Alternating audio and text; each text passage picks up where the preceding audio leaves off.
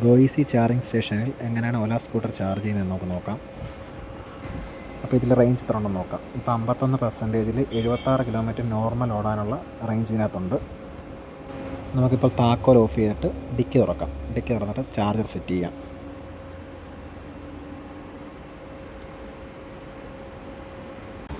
നോർമലായിട്ട് നമ്മൾ വീട്ടിൽ ചെയ്യുന്ന പോലെ തന്നെ ആ ചാർജിങ് പോർഷൻ ഓപ്പൺ ചെയ്യുക. അതിൻ്റെ ആ ക്ലിപ്പുണ്ട്, ആ കവറിങ് ഉണ്ടല്ലോ, ആ കവറിങ് ഇങ്ങ് മാറ്റുക. അതിനുശേഷം ആ ഗണ്ണ് കണക്ട് ചെയ്യുക അതിനകത്തോട്ട്.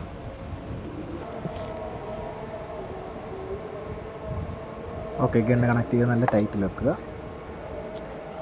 അതിനുശേഷം ഇതിൻ്റെ പ്ലഗ് എടുത്തിട്ട് ഗോയിസിയുടെ പ്ലഗ് പോയിൻ്റ് ഉണ്ട്, അതിൽ കണക്ട് ചെയ്യുക. ഇനി അടുത്തതെല്ലാം നമുക്ക് ആപ്പിലാണ് ചെയ്യേണ്ടത്. ഇത്ര സെറ്റ് ചെയ്ത് വെക്കുക. അതിനുശേഷം ആപ്പ് ഓപ്പൺ ചെയ്യുക. ഇനി നമുക്ക് ഫോണിൽ ഗോയിസിയുടെ ആപ്പ് ഓപ്പൺ ചെയ്യണം. ഞാൻ ഓൾറെഡി നേരത്തെ ചെയ്തിട്ടുള്ളതാണ് ചാർജ്.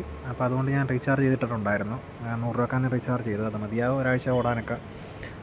അപ്പോൾ നമുക്ക് ആദ്യം ലൊക്കേഷൻ കൊടുക്കുക. GPS കൊടുക്കുമ്പോൾ നമുക്ക് ലൊക്കേഷൻ കാണിക്കും. നിയറസ്റ്റ് ലൊക്കേഷൻ കൊടുത്തിട്ട് ആ കണക്ടറിൻ്റെ പോയിൻ്റ് ഉണ്ടല്ലോ, അത് പ്രസ് ചെയ്തിട്ട് അതിനുശേഷം സ്റ്റാർട്ട് ചാർജിങ് ഓപ്ഷൻ വരും. അപ്പോൾ നമ്മൾ ചാർജ് കൊടുക്കുക. കുറച്ച് നേരം വെയിറ്റ് ചെയ്യണം.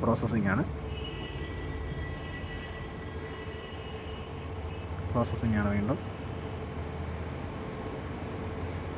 ഓക്കെ, ചാർജായി തുടങ്ങിയിട്ടുണ്ട്. ചാർജായി തുടങ്ങുമ്പോൾ ഇതിനകത്ത് നമ്മുടെ ചാർജറിനകത്ത് ഗ്രീൻ ലൈറ്റ് കത്തും. ഇന്ന് റേറ്റ് കുറവാണ്. ഇന്ന് 17.75 ഉള്ള റേറ്റ് ഇന്ന് ഒരു യൂണിറ്റിന്. വീക്കെൻഡിൽ എനിക്കൊന്ന് കൂടുതലാണെന്ന് തോന്നുന്നുണ്ട്.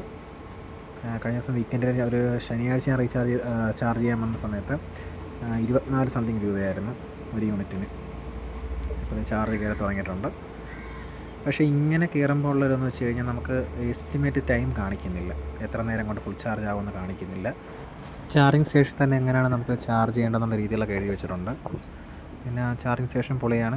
ഇരിക്കാനുള്ള സംവിധാനം എല്ലാം ഉണ്ട്. അതുപോലെ തന്നെ ബാത്റൂം ഉണ്ട്. ഈ ലൊക്കേഷൻ വരെയെന്ന് വെച്ചാൽ കരിയിലക്കുളങ്ങരയിൽ നിന്ന് കായംകുളം പോകുന്ന റൂട്ടാണ്. പോകുന്ന റൂട്ടിൽ ഹൈവേയുടെ ലെഫ്റ്റ് സൈഡിലായിട്ട് വരും. പിന്നെ ഇവിടെ ഏതർ ഗ്രിഡും ഉണ്ട്, അതായത് ഏതറിൻ്റെ ഫാസ്റ്റ് ചാർജിങ്. ഇപ്പോൾ സൂപ്പറാണ്. നമുക്കിവിടുന്ന് ചെയ്യാൻ നല്ല തണലൊക്കെ ഉള്ള സ്ഥലമാണ്. വണ്ടി തണലത്ത് വെക്കാൻ പറ്റും.